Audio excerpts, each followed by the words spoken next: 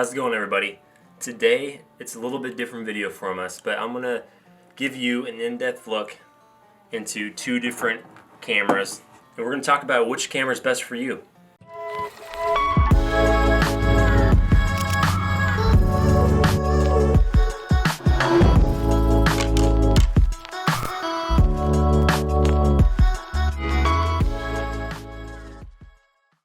This video is definitely directed towards hunters, people who film their hunts, film outdoor stuff. If you're like a camera geek looking for like inside review on these two cameras, you're not really going to get that. I am going to get like somewhat detailed with it, but I'm gonna say what hunters want to hear, the basic facts. Can I film my deer hunt in slow-mo, stuff like that. So the two cameras that I'm going to show you and kind of compare are the Panasonic Lumix GH5 and the Canon EOS R5.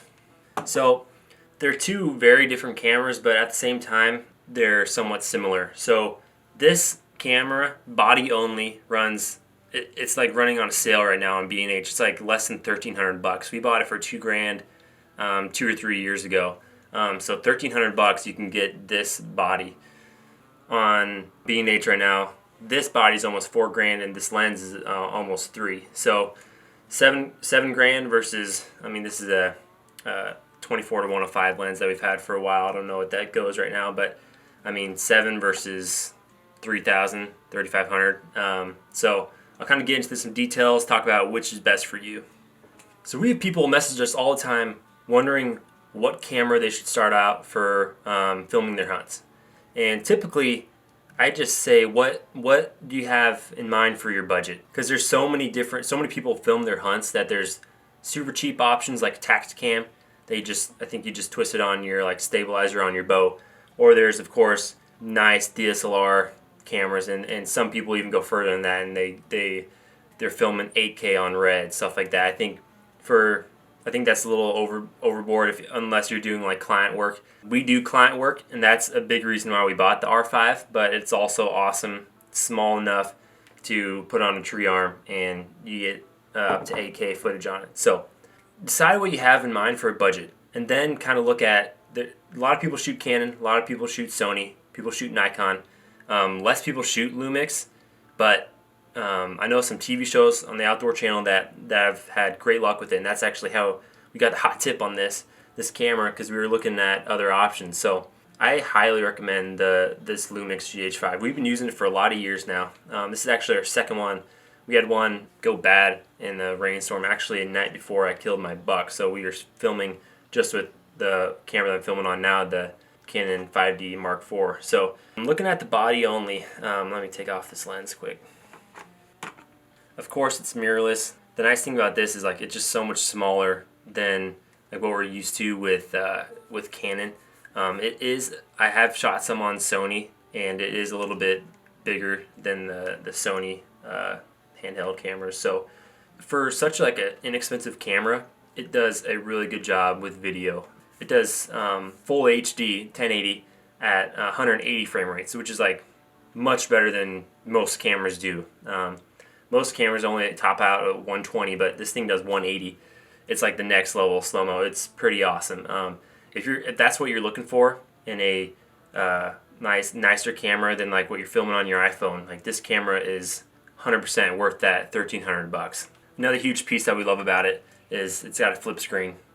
If you're self-filming, having this flip screen to be able to check out if you're in focus and all that stuff and see what you're filming is huge. That would be one huge recommendation I'd say. If you're gonna buy a camera, try to have a flip screen. I was super happy that they decided to do that with the R5. It's also got the flip screen, which is super nice. The 5D doesn't, and it had been a pain in the butt sometimes. It's got really good autofocus, so it wasn't terrible. But yeah, that was a huge piece. The autofocus on the Lumix GH5 isn't like, it's not on the Canon level. We don't use it. We just, since it's got the flip screen, we turn around and try to focus it manually, raise the f-stop a little bit, and it works out fine. This does shoot 4K. I'll play some B-roll of that. We don't use it too often. We use it on if like it's like some really good clip, and this is the camera we happen to be shooting on besides our other two. that have better video specs. But we have shot 4K on it. It does well. We take photos on it. Only if this is kind of our last resort camera though, because our Canons have more pixels, all that stuff. So the lens mount for this is a micro 4/3. For this, of course, this is the Canon R5 lens mount. Sensor resolution, this one only has 20 megapixels, 45 megapixels. I mean, that's something that you're paying for with a nicer camera body with this Canon. So if that's important to you, maybe look into some more Canon bodies compared to a Lumix. This Lumix does do decent. Put this back on. We use Canon lens, but we have to have the Metabones adapter. That's how we're getting these connected here. So the low light with this camera is decent. As a hunter, you want a camera that has good low light. With the Metabones on this, this is a 4.0 f-stop lens, but when you have a 2.8 lens on, this Metabones drops it down to a 2, so your f-stop can get pretty low and allow more light in. So it does pretty well, low light situation. Not quite as well as the R5, but again, for a $1,300 camera, it does fantastic. So yes, this can do 4K at 24 and 30 frames. Of course, the R5, its stats are pretty nuts. It can do 4K at 120. It can do 8K, I believe, at 30. This can do 8K at 24 and 30 frames, which is nuts. This thing is a workhorse. We've got the 70 to 200 on here, quite more compact than the EF lens that we've been using. We have had it heat up a couple times on us when we're shooting a lot of 4K for businesses and stuff, but that's only been an issue once or twice.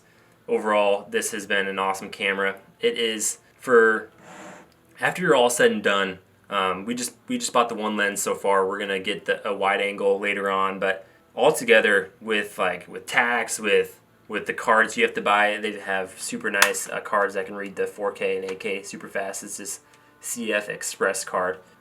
After you're all said and done with all those things, I mean, you're not too far from $10,000. So definitely, if it's in the budget and you see yourself doing some more maybe outdoor sponsor stuff, maybe some local businesses, weddings, we do all of that stuff with our nice cameras. It's awesome to be able to shoot 4K when we need to. Cropping it in the editing process is super nice when you need it. So we decided to pull the trigger on the R5 for a lot of those reasons. We shoot a lot for sponsors, First Light, Vortex, Onyx, Bear Archery, a bunch of different steel. So like having that in our camera bag definitely gives us confidence on those types of shoots. Photo wise, again, the R5 is going to have more pixels than the Lumix. It all depends what kind of quality content you're going to put out. You could take the same photo and can you really tell? Scrolling on your phone on Instagram, maybe not. So it's up to you. What's in the budget? There are startup cameras in all the different brands, in Nikon, in Canon, like the 90D, Sony, Lumix. So it's all about what fits your budget, what you're looking for. Are you looking to just maybe film on the ground hunts, not really your tree stand stuff, take pictures if you happen to kill a buck, or are you running two or three cameras in a tree stand with camera arms, trying to get that high quality stuff like a TV show version of it? That's all up to you, and how the editing process too with 4K, and are you going to spend a lot of time there editing, making awesome transitions that catch the eye. It's easier to do with 4K and slow-mo and stuff, but for the price, I don't think you can beat the Lumix with some Canon glass. The Metabones adapter is super nice because oftentimes you can fit glass that you have. We keep this as our backup camera now. We run both the Canon 5D and the R5 as our two shooters. But as a hunter, in my opinion, everybody on YouTube has a different camera, and they all make good content. It all comes down to, what's your niche going to be? Do you want to have really high quality, like a Heartland bow hunter type of show, or do you want a more run and gun, shaky, almost like the hunting public, less high quality but great content, obviously. So where do you want to go with that? Yeah, it's really up for you to decide. We've found a mix and we love it. When money was tighter, we went with the Lumix, and it worked for so many years, and we're still going to use it a ton. And then being able to shoot professional gigs with this, you sometimes show up to a shoot and they're like that's all you're going to use. The image stabilization on this is nuts.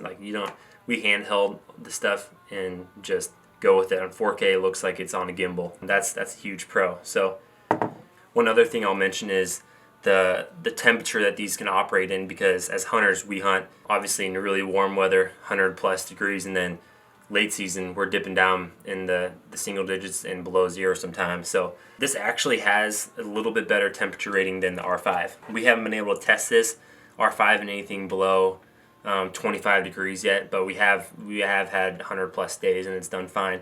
But this Lumix says it can go like 0 degrees or 14 degrees to 104, and we've used it below that many times and it's been fine. So both these cameras should work out temperature wise for your hunts.